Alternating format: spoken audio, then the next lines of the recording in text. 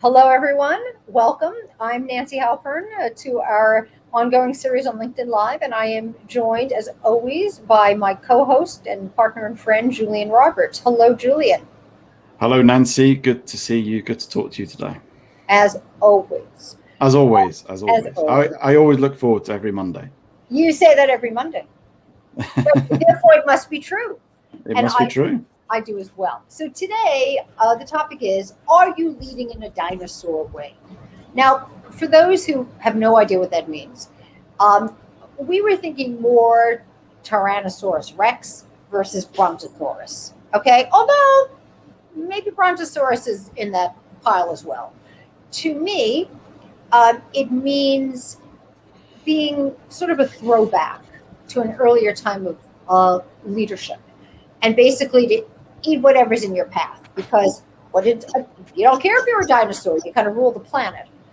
Julian, when you hear that term, what does it bring to mind for you?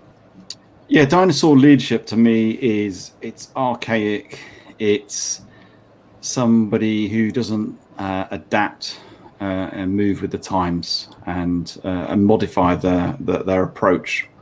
It's somebody who's very rooted in just themselves and how they do things. And I guess, and to me it's born out of, and it's interesting because it's always good to look at how things happen, isn't it? Why certain leadership styles come out into these sort of situations. And I think a big place is when people want to stick to a situation is because they lack confidence in something, or they're a bit unsure about uncertainty and almost fear, really, and so they want to control things. And my experience of dinosaur leadership is generally people who are not very trusting, and therefore they're very controlling sort Yeah. of situations, and it manifests in that way, and it's unfortunate. And they don't like change because change to them feels they're going to be out of control. They don't know what to expect, etc., etc. So that to me is what tends to manifest. And I say it's very, I don't say old-fashioned. It's not a word I'll use. Just it's not very adaptive to Well, situations. dinosaurs did not adapt, as we know. Um, They didn't. I also don't really think of dinosaurs as particularly creative creatures. Um, No. and this occurs to me because of the return to the office. And by the way, I have been schooled, and properly so, I think, not to call it return to work because everyone's still been working this whole time. But, in the return to office, most of the leaders that I've heard speaking about their companies and what they're going to do, there is a real lack of creativity. Mm. As if instead of hybrid, there's really just binary choice. There is a everybody come back to the office and we will pick up after the great pause. And there are many leaders who think that way in companies. And there are then those who are trying to strike a sort of compromise position, otherwise packaged or labeled as hybrid. And they don't know which side to come down on, right? Should they come down on the company side, which means it's easier to run a company when everyone's here at the same time every day? Or should they engage in this great experiment? And so I think of, dinosaur leadership as a way of saying, okay, look, people, okay, we were very empathetic when everyone was locked down, right? But you don't really need empathetic leadership going forward. You need us to help you return to normalcy. And it seems like a very kind of blinder way to think about your organization. How do you think, Julian, this sort of return to the office and being away, has it brought out the inner dinosaur in some leaders? Are you seeing this with your clients and then the people you speak with? Yeah, I think the inner dinosaur has probably been suppressed in the last 12 months. I don't think it has gone away. I think it's always been there. And I think it's probably felt caged and struggled and really found a really difficult time this last 12 months because they can't roam around the office, see everybody. Oh, poor dinosaur. They can't control things, and they've been forced, because they have to have done, is to put people at home, do all the technology. And to their surprise, because they probably had this theory that you can't do what you're doing in a home environment, that was their biggest probably defense they put out there. And now that's just been smashed. Actually, it can happen. People are working effectively. People are working productively. Things are happening still. Wheels are turning. Organizations are still making money. Everything is all working. We obviously know it's not perfect, and it's good to mix together. I'm not neglecting that people need to be together, but I think those dinosaur styles, I think, have struggled in the last 12 months, and now things are unlocking. They're thinking, right, let's get back into our place. And it's an unfortunate thing because, I think this last year, and I've spoke to a lot of leaders, majority of them have been what I would say forward-thinking leaders who have embraced the lessons of the last 12, 18 months and looked at it as an opportunity to think how things work, think things how to look after their staff, how to keep them engaged, how to really make this business really work and start to be a bit more creative. But there is those who, and I had a conversation with somebody a few months ago, actually, who was literally, right, we can get them all in the office then. And I was like, oh, right, okay. And I remember having a conversation just saying, oh, have you ever thought about just flexing that a little bit? Well, no, we can all go back to the office now. I said, well, I started to point out, and it's interesting, this person, I said to them, well, what about when we start recruiting again? Because what's going to happen, those people who start looking for jobs are going to start putting out new ways of working as part of their benefit packages in terms of, actually, I want a salary, I want this type of job, and I also would like to have a bit of flexible working as well. That will become part of their what they want. And I say, when we start recruiting people, you want to start thinking about that, because otherwise you may get left behind. And I think that will be the unfortunate thing. These organizations who have these people who are leading this way will ultimately get left behind. They don't believe it right now. They really don't believe it right now because they'll just get back to the office and do what they did, but they'll get left behind. Well, you have to, I don't know, you have to you only have to read any kind of news source to see the number of people quitting. And I understand that's a privilege to be able to quit, but because they don't think their companies are being responsive. But I want to get really practical and have some fun, Julian. So let's say you work for a dinosaur, okay? Now, I'm going to just say there are two main types of dinosaur leaders, right? There's indeed the Tyrannosaurus Rex, all right? Rawr, I'm hungry. Rawr, kill. Rawr, destroy. Rawr, that you were describing as caged up. But then you have your nice vegetarian Brontosaurus, right? Who doesn't want to eat you or destroy you or hurt you. They just want to plod along. They're big. They weigh a lot. They're massive creatures, right? And they just want to go, oh, a tree. Blah, blah, blah. Oh, another tree. Okay. So if you work for either one of these two, what advice would you give people in how to manage their leader? Isn't that a fun question? Aren't you? That is a fun question. Hosting and you can answer it. Well, it's interesting because I think I've worked for both of those types of leaders. And I think in my long-term thing was, I think I left. Yes, but Julian, not everyone can leave and become an expert like you. So for those people who cannot leave that job, what advice would you give them? I think, the ones, the TRex style, they're the ones that are incredibly aggressive, and they're almost like control freaks type of individuals. They're quite controlling. And I think the ones with those sort of people, you've got to get alongside them, and you've got to make them that you're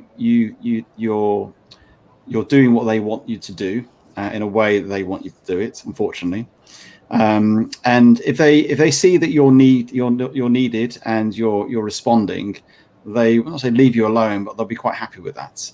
And I think it's making them feel that they're in control still. That you're not usurping their power, not taking away anything. Go on then, Nancy. Yeah, I'd like to jump in and not quite agree with you. Right. Julie and I were discussing before about if is Nancy contrary or not, maybe just for sport. But on this one, actually, I don't think you ever want to align yourself with a T-Rex because he'll just eat you. Right. He may not eat you today. And I understand we were not walking the earth at the same time as the T-Rex, but if we were, we would have been extinct, okay? Because I'm sure we're tasty. I think that you have to actually be intensely political in a smart way, meaning you line up your priorities to theirs, you duck a lot, and you don't feed the T-Rex. I gave a client this advice years ago, except we called the person in question a shark. She's really struggling with someone. He really annoyed her, and she felt he picked apart everything she did. And I was like, well, don't feed the shark. You're giving him information that could then be turned against you. So I think, like it or not, as long as you are in that situation with a T-Rex, I think you have to be very intentional and, yes, even mindful of what you share. This is not a developmental manager, right? No. This is probably someone who manages up very well, but not down. So be very careful to pick your battles and don't engage in a fight with the T-Rex because you will lose. No, I agree, and it's keeping quite close to these, quite close to them. But if they know that you're important in terms of that they need you for a particular situation, and they will keep you close and they will look after you. And I've been in situations where I've noticed that, and you can see certain situations where the T-Rex type of leader has some people around them who don't particularly want to be there, but they're really, really close and almost being needed for that particular situation. The problem is when you are not needed, you are just dispensed or eaten as supposed to. Eaten for a snack. Well, yes. Also they tend to be fairly ambitious. And so on the one hand, if you can hold on to their tail so they can't turn around and bite you, you yourself might go forward with that T-Rex, Yeah. But on the other hand, they may leave and be promoted. So you really have to think of it, I think, like a chessboard, and watch how they track. So, but the Brontosaurus is a very different kind of, no pun intended, animal. I guess pun intended. So what would you say about that kind of dinosaur leader? So just describe them again. How's the Brontosaurus? These are the plodders. I beg your pardon? Are these the plodders? They don't do much. Plodding, they kind of nibble on a tree, they move slowly. Yeah, I mean, these are, you can use them because they tend to have a lot of connections. They tend to be quite light. People tend to be around them. You're probably not going to get a lot from them because they're not very dynamic. I guess in terms of working with them, is you could actually probably do an awful lot in terms of your own leadership, in terms of your own promotion, because you can actually present things and be quite proactive because they're not very proactive individuals.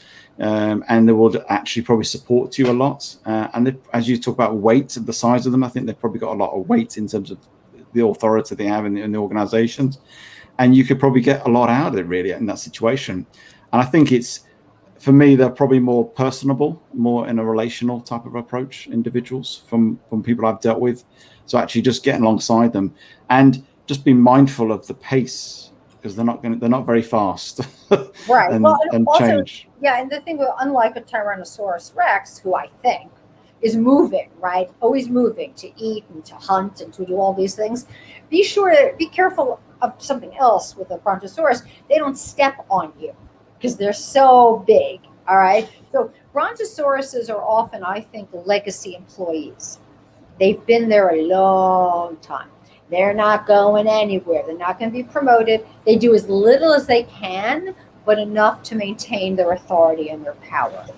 And so this is the type of manager or leader where you're better off asking for forgiveness rather than permission.